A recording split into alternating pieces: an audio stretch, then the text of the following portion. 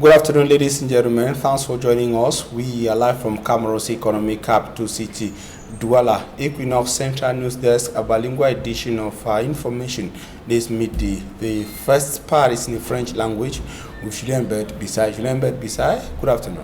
Bon après-midi à vous, Formi Armstrong Sanda. Mesdames et messieurs, bon après-midi à tous. Bienvenue aux 12h sur Equinox Télévision. D'abord, les informations sur le plan de la santé. Plus de 2000 nouveaux cas positifs de coronavirus enregistrés à l'espace d'un mois au Cameroun. Les régions les plus touchées sont l'ouest et le littoral.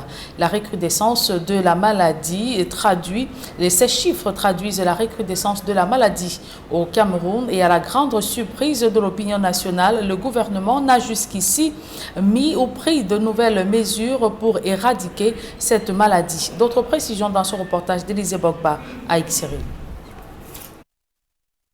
On le croyait déjà parti. Il est pourtant encore là. Au Cameroun, le coronavirus continue de sévir. Nous nous situons à 22 103 cas au 1er novembre 2020. Un mois après, c'est-à-dire le 1er décembre 2020, nous sommes passés à 24 189 cas, soit 2086 cas confirmés en l'espace de 30 jours. Par simple division, la moyenne nous donne plus de 69 cas par jour. Sur près de 25 000 cas avérés, selon le ministre de la Santé publique, 813 sont actifs, tandis que le taux de létalité se situe à 1,8%. Si 22 939 personnes ont pu guérir de cette maladie, 813 cas actifs sont répertoriés et 62 patients actuellement suivis dans nos unités de prise en charge dédiées. Heureusement, 6 seulement de ces patients nécessitent une mise sous oxygène. À ce jour, nous enregistrons 437 décès malheureusement. Au bilan, les statistiques affichent un taux de guérison de plus de 95%, soit un taux d'occupation de lits de 1,9% pour un taux de létalité de 1,8% et un taux de sévérité de 0,5%. Autrefois épicentre de la pandémie au Cameroun, la région du centre cède la place aux régions de l'ouest et du littoral, où l'on trouve désormais plus de cas confirmés. Ces chiffres sont tout à fait révélateurs de la situation réelle des régions de l'ouest et du littoral, où des poches de réémergence du virus ont été découvertes. Dans la journée du 10 novembre 2020, le district de Penka-Michel a enregistré 17 nouveaux cas de Covid-19. Dans le même espace de temps, 5 cas graves étaient signalés à l'hôpital régional de Bafoussam, dont 2 placés sous oxygène. Le spectre d'une nouvelle vague de contamination à grande échelle n'est pas à exclure. Mais le gouvernement se félicite déjà de la stratégie nationale de riposte qui, selon le ministre de la Santé publique, a valu au Cameroun la reconnaissance des institutions internationales. La reconnaissance du Fonds monétaire international qui, à travers son directeur général, a salué le 21 octobre dernier à Washington la transparence dont fait montre notre pays dans l'attribution des contrats aux entreprises dans le cadre de l'exécution de notre plan de riposte contre la pandémie. Dans la même veine, l'Organisation mondiale de la santé, dans un classement récent des pays ayant le mieux géré la pandémie, a pour le cas du continent africain reconnu 2 pays, dont le Cameroun, comme ayant le mieux assuré la gestion de cette pandémie. Pour le gouvernement donc, point n'est besoin de prendre de nouvelles mesures, d'autant que celles édictées jusqu'ici portent des fruits. Je crois qu'il est important de valoriser la stratégie de riposte du Cameroun, parce que, comme je l'ai dit, cette stratégie n'existe nulle part. C'est une voie, et une voie unique que le président de la République, son excellence Paul Biya, lui m'a tracée. Vous savez que nous, on n'a pas fait le confinement strict. Or, certains continuent de le faire. Nous, on n'a pas pris certaines options. Le couvre-feu, on n'a pas pris tout cela. Le président de la République, dans sa sagesse habituelle, a dit voilà comment le Cameroun va se comporter. Et aujourd'hui, je peux vous dire, il n'y a que les Camerounais qui reconnaissent que cette pandémie n'a pas été bien gérée. Il n'y a que les Camerounais, malheureusement, certains Camerounais, je veux dire. S'il redoute une résurgence de la pandémie au Cameroun, le gouvernement reste cependant campé sur la distanciation physique, le port du masque, le lavage des mains à l'eau coulante, entre autres. Des mesures qui ne sont pas contraignantes, mais tout simplement conseillées pour limiter la propagation du coronavirus au Cameroun. Et sur le continent africain, la progression du virus inquiète de plus en plus. Au Congo-Brazzaville, le gouvernement prolonge pour une 12e fois l'état d'urgence sanitaire. Cette décision suscite des grincements de dents chez les opérateurs économiques. Cependant, du côté de l'Ouganda, le pays lance dans les tout prochains jours une campagne de vaccination contre le coronavirus. La mouture internationale est signée Nadine Yambou. Au Congo-Brazzaville, alors que le pays est confronté à une recrudescence des cas de coronavirus, les restaurateurs et autres propriétaires hôteliers sont aux abois après le prolongement pour la 12e fois consécutive de l'état d'urgence sanitaire. Ces opérateurs, inquiets pour l'avenir de leur activité, déplorent la baisse de leur chiffre d'affaires. De nombreux salaires sont également menacés. À l'approche des fêtes de fin d'année, de nombreux parents ne savent plus comment faire pour satisfaire leur progéniture. Dans une circulaire, les autorités indiquent que le couvre-feu est ramené à 20 h le week-end. Cette décision a été prise après l'ouverture clandestine de plusieurs boîtes de nuit alors qu'elles devaient rester fermées jusqu'à nouvel ordre. L'Ouganda se prépare à débuter d'ici le 15 décembre 2020 une campagne de vaccination contre le coronavirus. C'est le président Museveni Yoweri qui l'a annoncé lors d'une allocution télévisée. Ce vaccin, qui sera administré à la population, a été développé par des scientifiques ougandais avec la collaboration de laboratoires étrangers. Les malades sous assistance médicale seront les premiers à recevoir des doses de vaccin. Dans la bataille contre la pandémie de coronavirus, des chercheurs ougandais ont mis sur pied 7 produits, dont 6 sont en phase d'essai, parmi lesquels on retrouve 3 antirétroviraux tuant à la fois le virus et limitant les effets secondaires. Ils rassurent sur l'efficacité de ces produits et donnent 40 jours pour voir les patients être totalement guéris. Le président Museveni a salué les prouesses de ces chercheurs ougandais qui œuvrent sans relâche à la lutte contre la pandémie de coronavirus dans le pays. Dans un rapport publié le 30 novembre 2020, l'Organisation mondiale de la santé indique que les actions de lutte contre le paludisme sont en berne sur le continent africain. Et la pandémie de coronavirus a fortement déstabilisé toutes les stratégies mises sur pied par les pays pour éradiquer la malaria. Le paludisme a tué près de 409 000 personnes dans le monde en 2019, avec plus de 90% de décès enregistrés en Afrique. Selon l'OMS, l'Afrique avait pourtant réussi à réduire la mortalité de 44% en l'espace de 20 ans. Mais le manque de moyens financiers en raison de la pandémie de coronavirus pourrait faire plomber tous les efforts.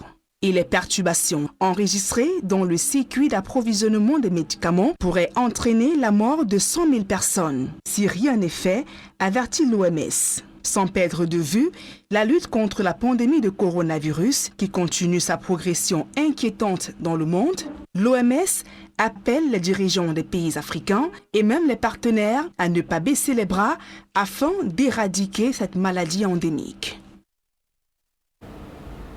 À présent, ce fait de société, fin de parcours pour un gang de présumés malfrats spécialisés dans des braquages et vols de bétail. Après avoir commis plusieurs forfaits dans la capitale politique à Yaoundé, les éléments de la gendarmerie de Menkouan-Meyos se sont lancés dans une chasse à l'homme.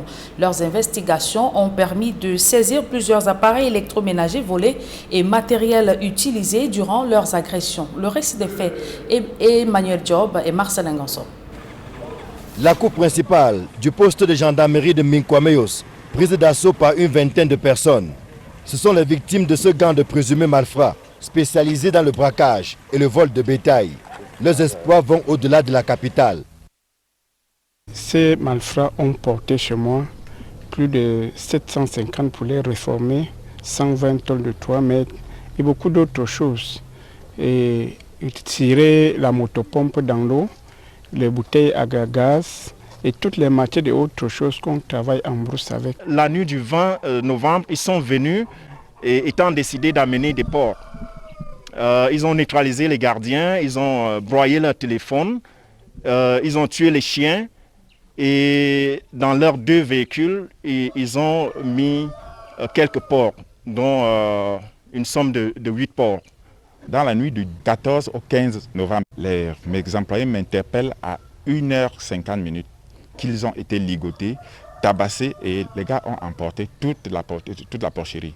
C'est au terme d'un chasse à l'homme qui a duré une dizaine de jours que les éléments du poste de gendarmerie de Minkwameyos ont démantelé ce gang dont les multiples forfaits ont fait perdre le sommeil à plus d'un à Yaoundé et ses environs.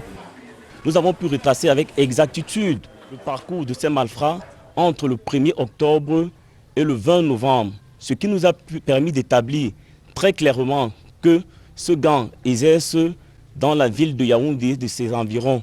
Et nous avons par ailleurs pu recenser à leur actif durant cette période une vingtaine de braquages environ. Un dénominateur commun à tous les membres de ce gang, ce sont tous des repris de justice, unis pour le pire. La plupart de ces malfrats sont des repris de justice qui, pour la plupart, se sont connus en prison et au sortir de prison, se sont mis ensemble pour perpétrer ces différents braquages.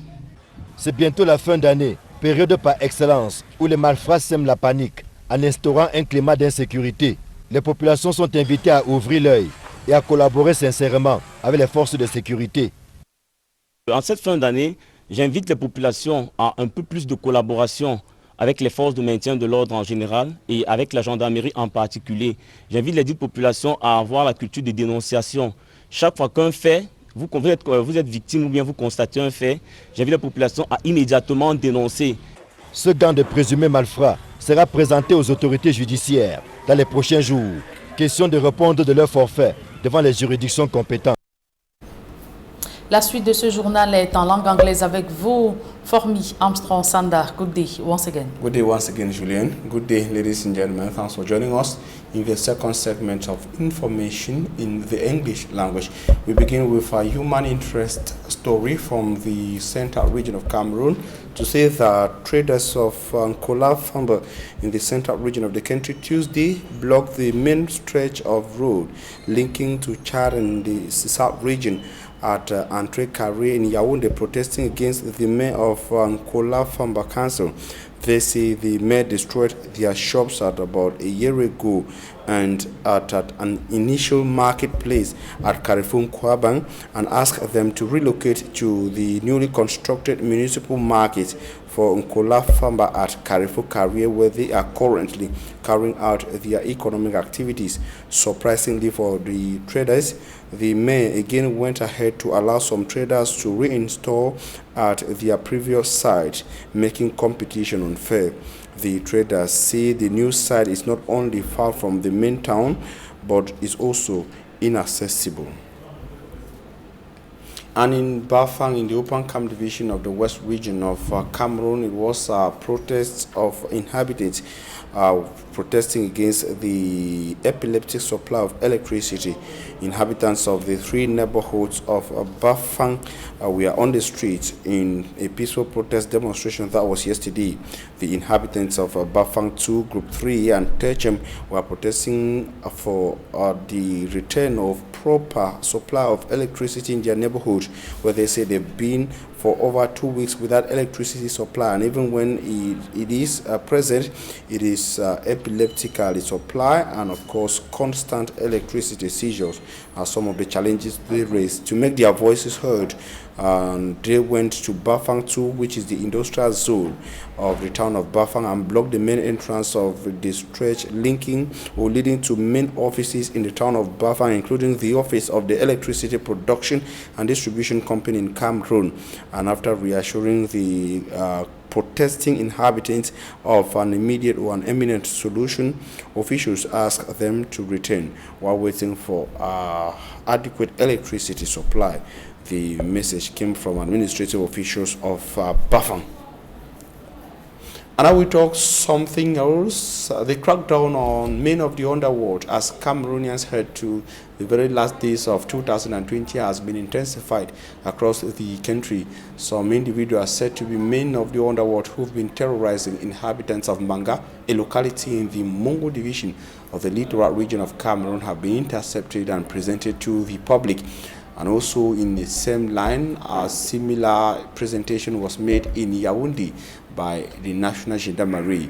The individuals are said to be those who've been specialized in stealing, mainly within the northern regions of Cameroon. Our reporter Simanji Kangibe tells us more in this roundup. Cannabis tied in papers in little quantities ready for the market. Electronics and a mattress were the items seized from the two alleged bandits who were presented at the district police office in Banga this Wednesday. The two men presented by the public security agents have been accused of terrorizing road users at Njungu village and also suspected of kidnapping a certain woman in the same locality. The recent increase of insecurity, inhabitants say they are witnessing for the first time as the locality has been in peace before now.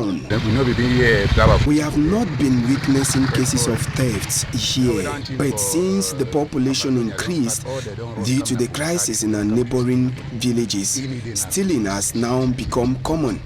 Before, our cocoa seeds could be left outside, but now it's not possible. But since security officers are now in action, I'm glad. They will be taken to court where justice is expected to be rendered.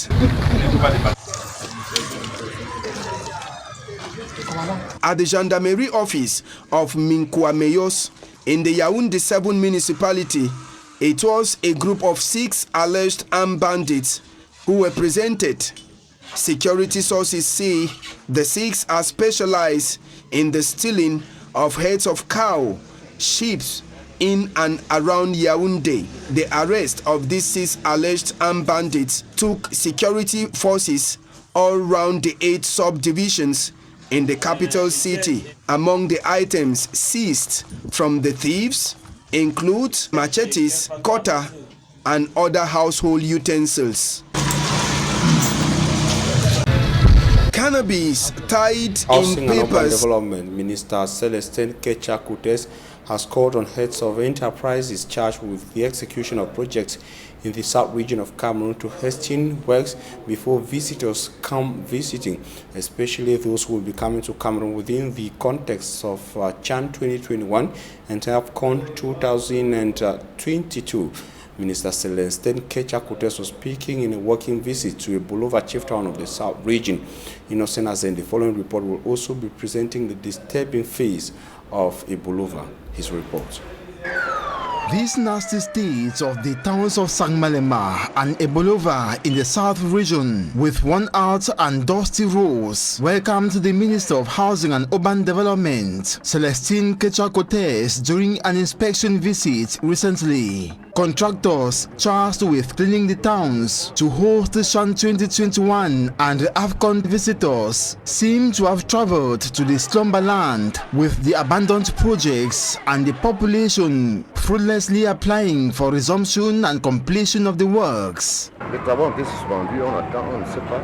Development is all we need. Dr. Daniel Ejo, Ebolova City Mayor, during a meeting grouping local administrators and the minister, unveiled other challenges confronting the population.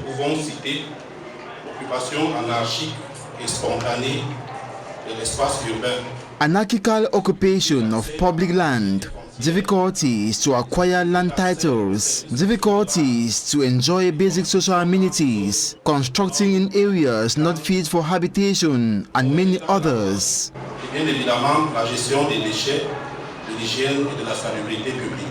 To assist the struggling mayors, Minister Celestin asked the local administrators to embrace President Paul Biya's campaign to keep Cameroon's cities clean. I've seen local authorities, administration, population really very ready to support the head of state, to keep our city clean, to keep our city splendid, in order to receive our guests who will be here for Shan and Khan. According to the Ebolova City Mayor, Dr. Daniel, this will be a booster. This will for sure improve our activities on the field. It will actually contribute to boost the activity we have been doing so far as cleaning of our city. You know that it is a big issue in our cities to keep the city clean, to keep the road clean. Meantime, the Mindu boss has instructed all heads of enterprises concerned to resume the abandoned projects, accelerate works, and realize the projects timely enough before January 2021. The minister also moved to Samalema, which is the chief town of the Jan Lobo division, still in the south region of Cameroon, as you got there in that report. And inhabitants of Konjok, a locality in the Nkam division of the littoral region of Cameroon, they are quite angry that some key construction and projects in the area have been abandoned.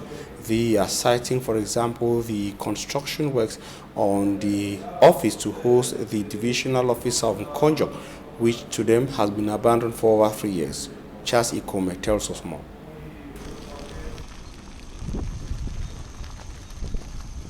This is Konjong, a locality in Kam Division, littoral region of Cameroon. The population of this locality have hopes of seeing effective development being carried out before the year runs out. But several construction sites have been abandoned in the locality, notably the construction site of a new divisional officers building, which has been left unfinished in the bushes for 3 years, as well as social housing projects and the main road to the urban center.